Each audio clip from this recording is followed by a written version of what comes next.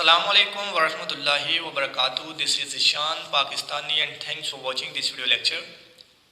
Students, आज हम जो डिस्कस करने जा रहे हैं, जो स्टार्ट करने जा रहे हैं, यानी इंग्लिश को स्टार्ट करने के लिए जो बुनियादी चीज़ें हैं, इंग्लिश को लर्न करने के लिए, सीखने के लिए, वहाँ से हम इंग्लिश को स्टार्ट करेंगे सीखना।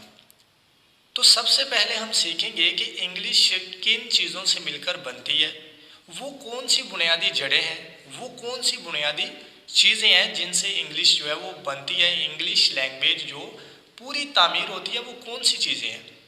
देखें, जो चीज़ें इंग्लिश को तामीर करती हैं वो सबसे पहले हैं पार्ट्स ऑफ स्पीच, ठीक है, जिनको उर्दू में कहते हैं अज्जाए कलाम।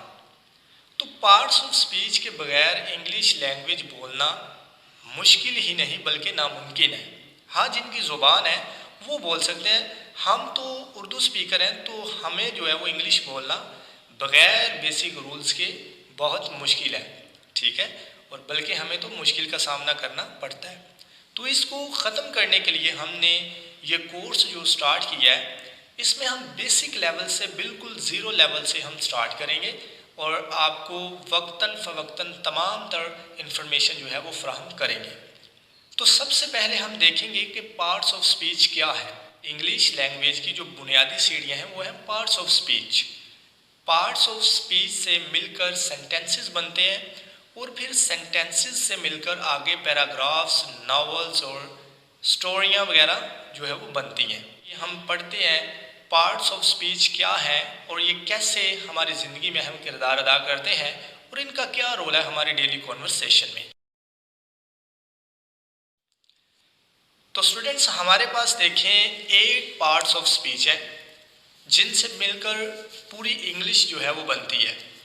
तो देखें, there are 8 parts of speech. 8 parts of speech है इंग्लिश लैंग्वेज में। कुछ 9 भी कहते हैं और कुछ 8 कहते हैं, ठीक है, लेकिन जो ज़्यादा पॉपुलर चीज़ है वो है 8 पार्ट्स ऑफ स्पीच। और वो 8 पार्ट्स ऑफ स्पीच क्या है उनको हम डिस्कस करते हैं यहाँ पे वन बाय वन करके। नंबर 1 पे देखें नाउन। नाउन इसको इंग्लिश में कहते हैं और उर्दू में इसको कहते हैं इस्म। नंबर 2 पे आ जाए प्रोनाउन और उर्दू में इसे बोलते हैं इसमें ज़मीर। इसके बाद नंबर 3 पे आ जाए तो ये हमारे पास है वर्ब। ये बहुत ही इम्पोर्टेंट जो पार्ट ऑफ स्पीच है इंग्लिश लैंग्वेज में, हर सेंटेंस में इसका बहुत अहम किरदार होता है और ये हमारे पास होता है फेल या काम। आगे इनको मज़ीद हम एग्जाम्पल्स के साथ जो है वो सीखेंगे। आगे 4 नंबर पे है हमारे पास पार्ट ऑफ स्पीच है मुतलक फेल। आगे हम देखें नंबर 5 पे, इसको हम बोलते हैं एडजेक्टिव, इसमें सिफ्त। नंबर 6 पे है प्रेपोजिशन, हर्फ जार। और नंबर 7 पे आ जाए, इसको हम बोलेंगे कंजंक्शन, हर्फ अतफ।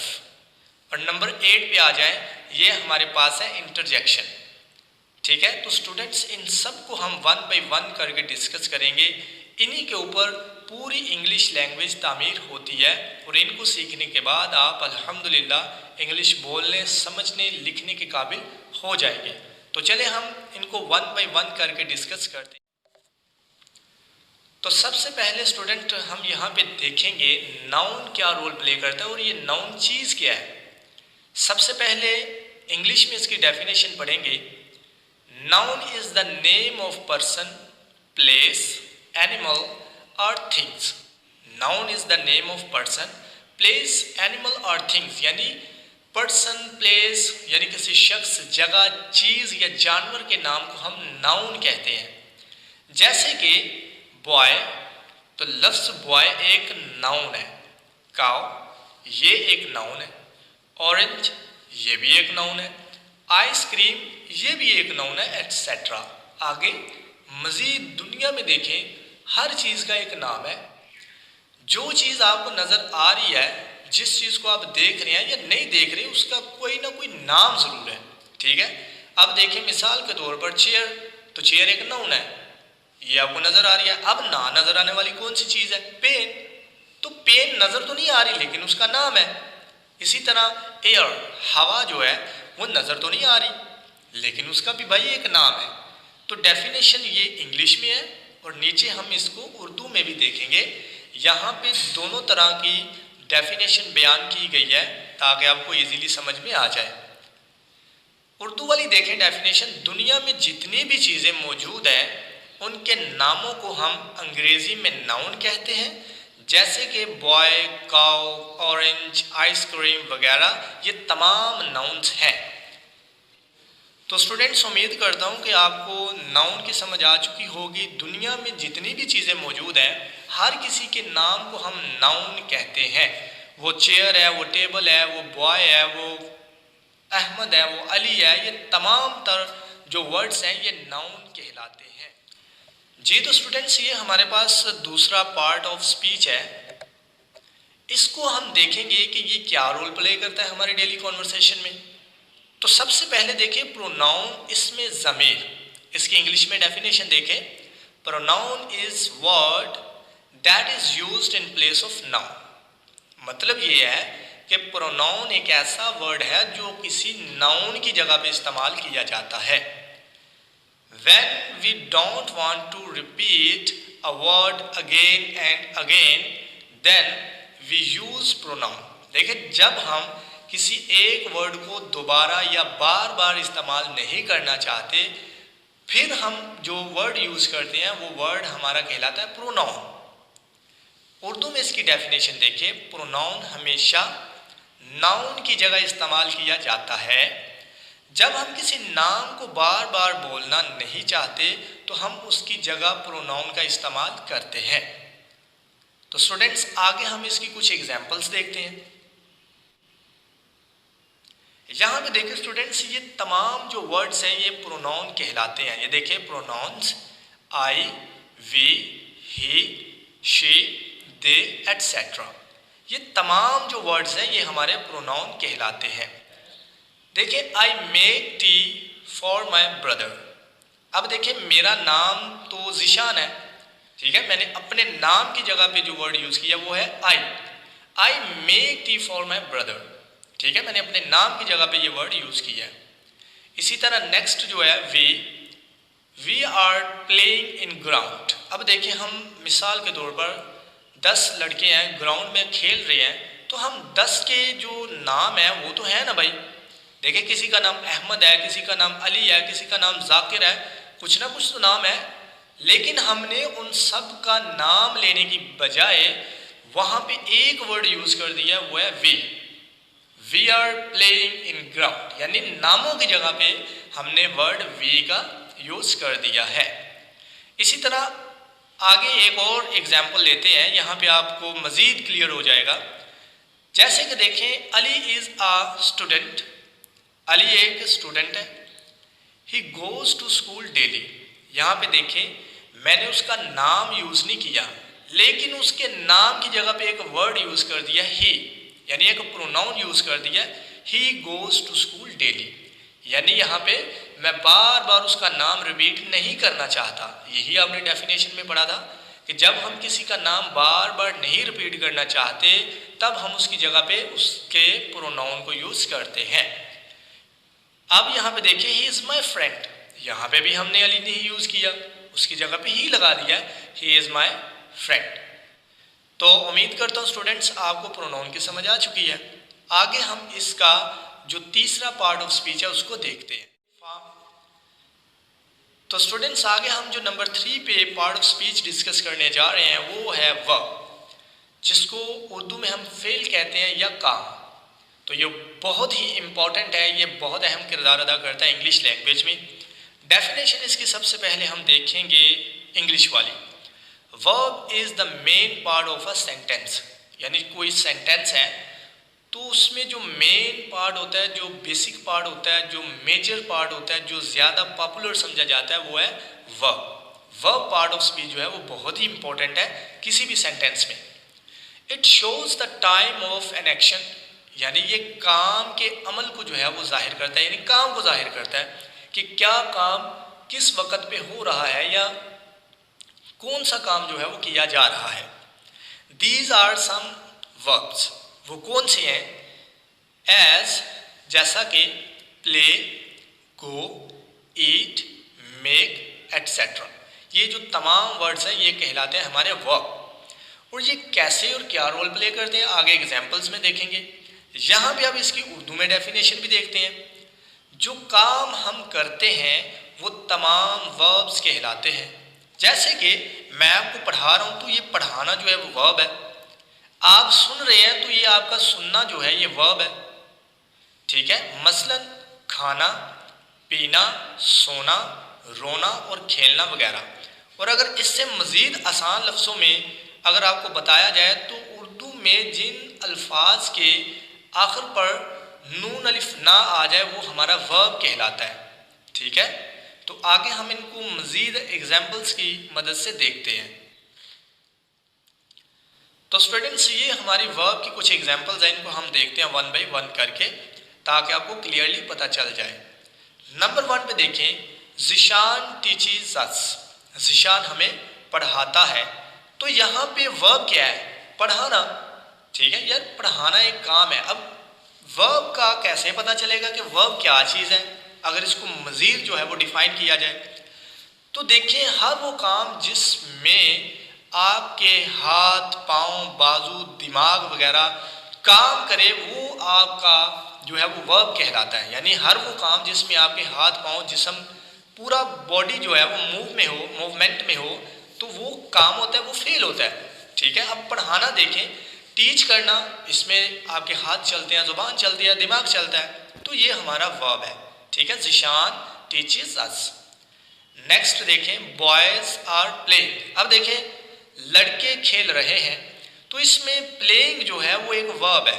क्यों भाई? जब लड़के खेलते हैं तो उनके हाथ, पाँव, दिमाग, तमाम जो आर्गन्स हैं वो काम करते हैं। तो जिस काम में तमाम आर्गन्स हरकत में हो वो हमारा वर्ब होता है, वो ही हमारा काम होता है, वही हमारा फेल होता है।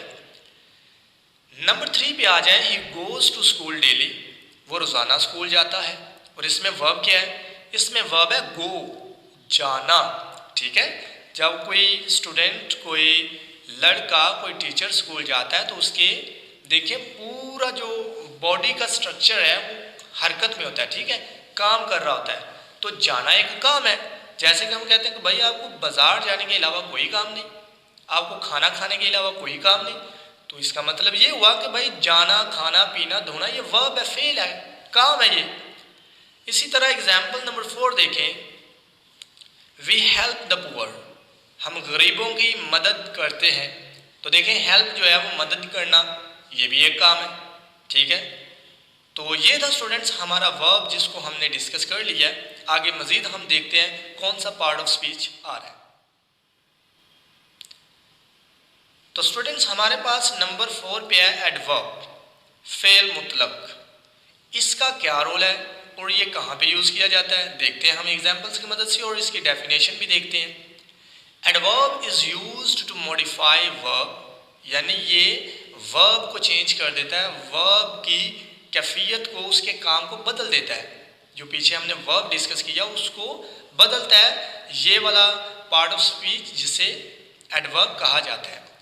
एडजेक्टिव को बदलता है। And even an adverb very sometimes carefully are some adverbs, ये जो वेरी समटाइम्स केयरफुली, ये तमाम जो है, इसके अलावा और भी एडवर्ब्स हैं जो वर्ब की मीनिंग को बदल देते हैं। इसकी उर्दू में डेफिनेशन देखें, एक ऐसा वर्ड है, क्या, एडवर्ब जो है, जो वर्ब, एडजेक्टिव और दूसरे एडवर्ब के मीनिंग में इजाफा करने के काम आता है। जैसे कि बहुत अच्छा में बहुत एक एडवर्ब है। आगे इसको मज़ीद एग्जाम्पल्स की मदद से देखते हैं, फिर आपको वहाँ पे क्लियरली पता चल जाएगा। यहाँ पे हम कुछ एग्जाम्पल्स लेते हैं ताकि आपको क्लियरली पता चल जाए कि ये एडवर्ब हमारी डेली कॉन्वर्सेशन में क्या रोल प्ले करता है। तो मिसाल के तौर पर हम यहाँ पे एग्जाम्पल लेते हैं, ही ईट फास्ट, यानी कि वो तेज़ खाता है। तो यहाँ पे देखिए फास्ट जो है ये ईट के मीनिंग में इजाफा कर रहा है। ईट जो एक वर्ब है, जैसे कि मैं कहता हूँ कि ही ईट, वो खाता है, तो खाना देखें ही ईट, वो खाता है कि सिंपल बात है। लेकिन जब मैं कहूँगा ही ईट फास्ट, खाता है बट तेज खाता है, तो यहाँ पे देखिए खाने के मीनिंग में इजाफा हो गया कि वो खा तो रहा है लेकिन तेज खा रहा है, तो इस फास्ट को हम कहेंगे एडवर्ब। फिर एक और एग्जांपल लेते हैं, डू इट केयरफुली, इसको एहतियात से करो, यानी ये करो, ये तो हो गया वर्ब, डू इट करो, केयरफुली एहतियात के साथ, ध्यान के साथ, ये एहतियात के साथ करो, तो ये जो डू है इसके साथ केयरफुली लगा, तो इसने जो है इसके मीनिंग में इजाफा कर दिया, इसको बदल दिया। ठीक है, he is running very fast, वो बहुत तेज भाग रहा है। अब भागना तो वर्ब हो गया, लेकिन ये जो वेरी है इसने आगे जो वर्ब है उसके मीनिंग में इजाफा कर दिया कि भाई वो भाग तो रहा है लेकिन वेरी फास्ट, यानी बहुत तेज भाग रहा है, यानी इसने वर्ब को चेंज कर दिया कि भागता तो है लेकिन तेज भागता है। तो स्टूडेंट्स आगे जो पार्ट ऑफ स्पीच है उसको हम डिस्कस करते हैं। नंबर 5 पे हमारे पास जो पार्ट ऑफ स्पीच है ये बहुत अहम किरदार अदा करता है इंग्लिश लैंग्वेज में, इसको हम कहते हैं एडजेक्टिव, इसमें सिफ्त। इंग्लिश में डेफिनेशन इसकी देखें, adjective is a word that describes a person, a place और थिंग, जो पर्सन, प्लेस और चीज को जो है वो जाहिर करता है, बताता है।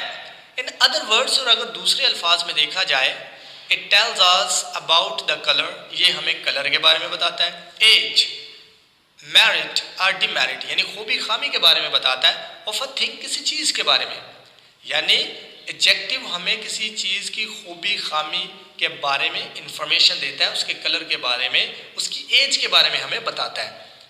अब देखें, देयर आर सम एडजेक्टिव, कुछ हमारे पास एडजेक्टिव्स हैं एज, जैसे कि रेड, ओल्ड, ब्यूटीफुल एंड अगली आर ऑल एडजेक्टिव्स।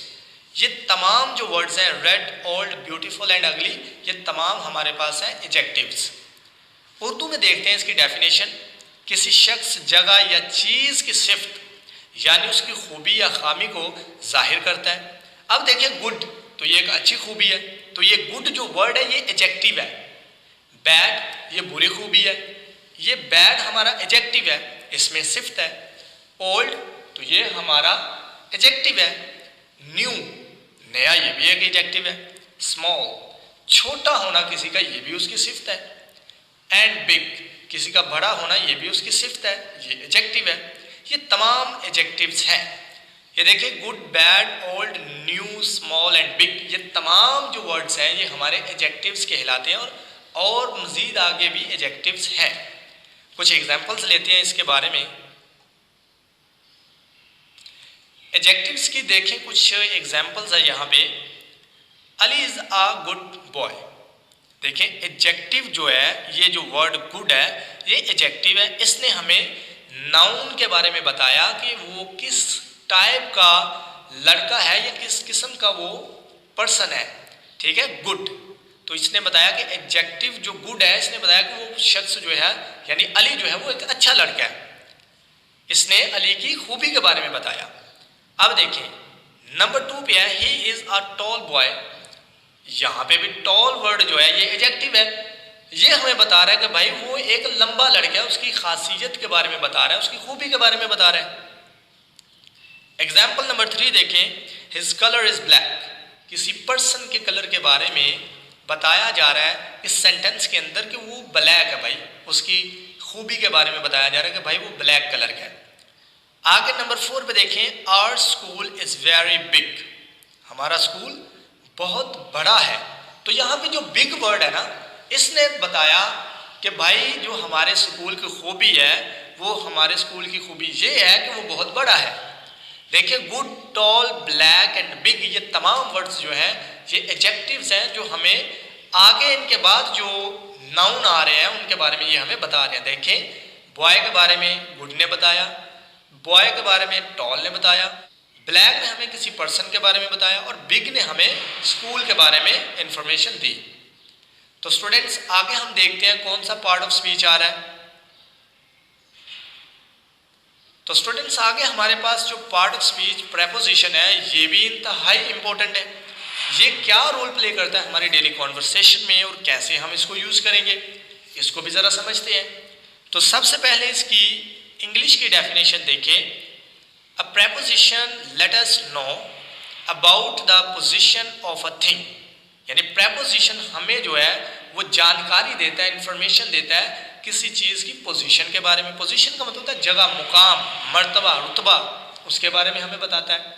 प्रेपोजिशन हरफे जार, it tells us about the specific place where thing exist, यानी ये किसी चीज की मखसूस जगह, किसी चीज की खास जगह के बारे में हमें बताता है कि फलां चीज इस टाइम वहां पे पड़ी है और वो किस पोजीशन में है। अब देखें on, into, up, down are preposition. ये तमाम जो वर्ड्स हैं ये प्रेपोजिशंस हैं। तो उर्दू की डेफिनेशन देखें, किसी चीज की मौजूदा जगह को जाहिर करना, ठीक है, ये प्रेपोजिशन का काम है, ठीक है, किसी चीज की मौजूदा जगह को जाहिर करता है प्रेपोजिशन। अब देखें मिसाल के तौर पर ऑन है तो मोबाइल टेबल के ऊपर है, इसका मतलब है कि मौजूदा टाइम में जहां पे मोबाइल पड़ा हुआ है, जो उसकी जगह है, उसके बारे में ऑन हमें बता रहा है। देखिए यहाँ पे भी है, ये हमें ये बताते हैं कि कौन सी चीज किस जगह पे है। ऑन, इन, इनटू, अप, ये तमाम प्रेपोजिशंस हैं। तो कुछ हम एग्जांपल्स लेते हैं ताकि आपको क्लियरली समझ में आ जाए। यहाँ पे देखें स्टूडेंट्स, कुछ प्रेपोजिशन की जो मिसालें हैं वो हम यहाँ पे डिस्कस करने लगे हैं। नंबर 1 पे देखिए, book is on the table. ये ऑन जो वर्ड है ये हमारे पास प्रेपोजिशन है, यानी ये बुक की पोजीशन के बारे में बता रहा है, जगह के बारे में बता रहा है कि भाई बुक जो है वो टेबल के ऊपर पड़ी है। एग्जाम्पल नंबर 2 देखें, cat is under the chair. अब बिल्ली कहाँ पे है? टेबल के नीचे है ना, तो टेबल के नीचे उसकी पोजीशन, उसकी जगह के बारे में हमें ये वर्ड जो अंडर है ये बता रहा है कि भाई बिल्ली जो है वो कुर्सी के नीचे है। पोजीशन के बारे में बता रहा है कि बिल्ली इस टाइम कहाँ पे है। Cat is under the chair, बिल्ली कुर्सी के नीचे है। तो एग्जाम्पल नंबर आगे हम देखते हैं, वाटर इज इन द जग। तो यहाँ पे जो वर्ड इन है ये एक प्रेपोजिशन है, ये हमें इंफॉर्मेशन दे रहा है कि पानी कहाँ पे है, जग के अंदर है, ठीक है। एग्जाम्पल नंबर 4 देखें, he is behind the wall, वो दीवार के पीछे है, यानी वो दीवार की बैक साइड पे खड़ा है। इसके बारे में बिहाइंड वर्ड जो है इसने हमें इंफॉर्मेशन दी है।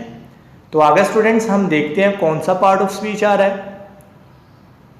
आगे स्टूडेंट्स हमारे पास जो पार्ट ऑफ स्पीच आ रहा है वो है कंजंक्शन, हरफे अतफ। इसको हम देखते हैं इंग्लिश डेफिनेशन में। सबसे पहले, conjunction is also called a joining word that joins two words or two sentences together and or four or some conjunction words। देखिए यहाँ पे कंजंक्शन के बारे में कहा गया कि कंजंक्शन एक ऐसा वर्ड है जो दो सेंटेंसेस को, दो वर्ड्स को, ठीक है, दो जुमलों को आपस में जोड़े, वो वर्ड जो है वो हमारा कंजंक्शन कहलाता है। इसकी डेफिनेशन देखें, ये अल्फाज और जुमलों को मिलाने के काम करते हैं। कंजंक्शंस जो हैं ये अल्फाज और जुमलों को मिलाने के काम करते हैं। ये तमाम जो हैं फॉर, और, एंड वगैरह कंजंक्शन वर्ड्स हैं। तो आगे इनकी कुछ एग्जांपल्स देखते हैं। यहाँ पे स्टूडेंट्स इसकी कुछ एग्जांपल्स है कंजंक्शन की। नंबर 1 पे देखें, boys and girls are playing. Boys and girls are playing, तो यहाँ पे एंड जो है ये एक कंजंक्शन वर्ड है क्योंकि ये दो नाउन्स को आपस में मिला रहा है। एग्जाम्पल नंबर 2 देखें, you are your brother is a teacher. तो यहाँ पे देखें यू और योर, इन दोनों को जो वर्ड आपस में मिला रहा है वो है are. You are your brother is a teacher, तो ये हमारा यहाँ पे कंजंक्शन है। इसी तरह एग्जाम्पल नंबर 3 देखें, Ayesha is a good girl but her friend is a bad girl. Ayesha एक अच्छी लड़की है लेकिन उसकी जो दोस्त है वो बुरी लड़की है।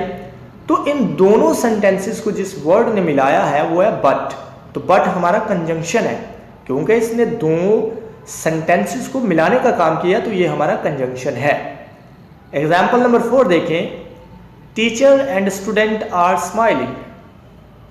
Teacher and student are smiling, उस्ताद और तालिब इल्म जो है वो मुस्कुरा रहे हैं दोनों। एंड हमारा यहाँ पे कंजंक्शन है, टीचर एंड स्टूडेंट, टीचर और स्टूडेंट को आपस में कंबाइन किया वर्ड एंड ने, तो ये हमारा यहाँ पे कंजंक्शन है। ठीक है, तो स्टूडेंट्स उम्मीद करता हूँ आपको ये कंजंक्शन की भी समझ आ चुकी है। अगर ना समझ आया तो मज़ीद आप व्हाट्सएप नंबर पे हमसे रब्ता कर सकते हैं। पार्ट्स ऑफ, तो स्टूडेंट्स आगे जो हमारे पास लास्ट पार्ट ऑफ स्पीच है इसको हम डिस्कस करते हैं, ये क्या रोल प्ले करता है। तो ये हमारे पास है इंटरजेक्शन, हरफ निदा या फजाइया भी इसे बोला जाता है, यानी अचानक ताज्जुब और हैरत का इजहार करना।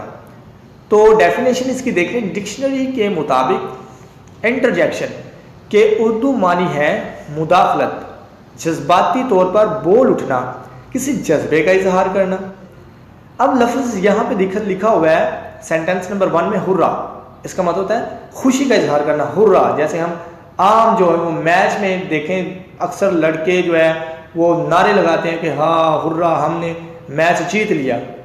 तो ये अचानक जो आपके अंदर से जज्बात और एहसासात बाहर निकलते हैं उनको हम बयान करने के लिए इंटरजेक्शन, यानी उस वर्ड को हम इंटरजेक्शन कहते हैं। जैसे कि हुर्रा, ये एक इंटरजेक्शन है, अचानक हमारे अंदर से आवाज़ आ रही है we have won the match, hurrah we have won the match, तो ये वर्ड हमारा इंटरजेक्शन है। एग्जाम्पल नंबर 2 देखें, oh no I missed my train, मैंने अपनी ट्रेन मिस कर दी, यानी अचानक जो है वो गम का इजहार किया हमने। Oh no I missed my train, oh no I missed my watch, oh no I missed my watch, my book, my table etcetera, my pencil, कुछ भी आप कह सकते हैं। ओह नो, ये हमारा यहाँ पे इंटरजेक्शन है। एग्जाम्पल नंबर 3 देखें, he don't touch that, he don't touch that, ये मुखातिब किया जा रहा है और अचानक जो है वो कहा जा रहा है ये इसे हाथ मत लगाना, ये बहुत ख़तरनाक है, यानी जज्बात का जो अचानक बाहर निकलना। ठीक है, ये हमारे पास है इंटरजेक्शन। इसी तरह हमारे पास है अल्लाह, ये अफसोस का इजहार किया जा रहा है, I can not help you, कि बड़ी अफसोस की बात है कि मैं आपकी मदद नहीं कर सका। तो ये हमारे पास जितने भी वर्ड्स हैं ये हमारे पास कहलाते हैं इंटरजेक्शन। तो ये थे स्टूडेंट्स बुनियादी 8 पार्ट्स ऑफ स्पीच जिनके ऊपर पूरी इंग्लिश की बिल्डिंग तामीर होती है। उम्मीद करता हूँ आपको यहाँ से काफ़ी कुछ सीखने को मिला होगा और आपने यहाँ से बहुत ज़्यादा लर्न किया होगा। इनको आगे हम मज़ीद जो है वो 1 बाय 1 करके इनकी आगे टाइप्स क्या हैं, इनको कैसे हम यूज़ करते हैं, इनको कैसे सीखेंगे, ये कोर्स जो है वो हम कंप्लीट आगे जो है वो करेंगे 1 बाय 1 वीडियो के ज़रिए।